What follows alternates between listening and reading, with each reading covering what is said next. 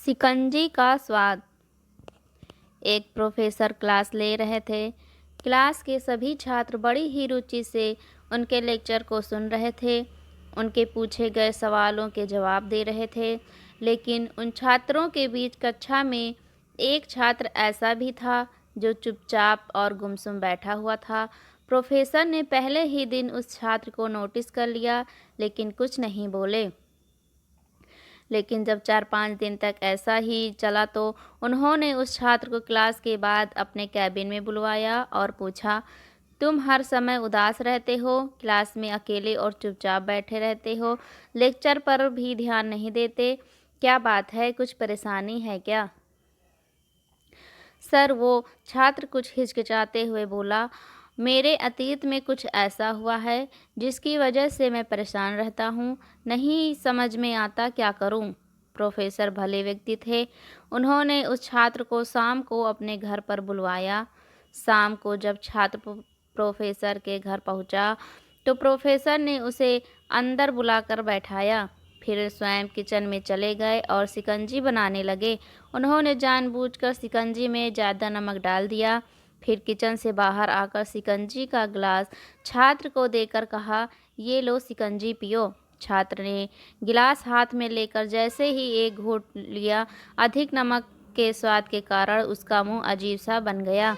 यह देख प्रोफेसर ने पूछा, क्या हुआ, शिकंजी पसंद नहीं आई? नहीं सर, ऐसी बात नहीं है, बस शिकंजी में नमक थोड़ा ज़्यादा है।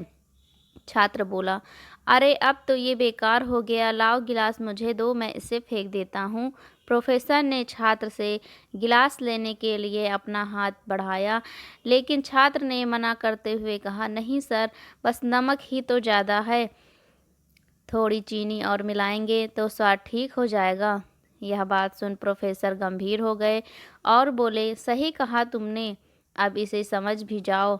इस शिकंजी तुम्हारी ज़िंदगी है, इसमें घुला अधिक नमक तुम्हारे अतीत के बुरे अनुभव हैं। जैसे नमक को शिकंजी से बाहर नहीं निकाल सकते, वैसे ही उन बुरे अनुभवों को भूलने के लिए जीवन में मिठास तो घोलनी पड़ेगी ना। इसलिए मैं चाहता हूँ कि तुम अब अपने जीवन में मिठास घोलो। प्रोफेसर की बात छात्र समझ गया और उसने निश्चय किया कि अब वह बीती बातों से परेशान नहीं होगा। सीख।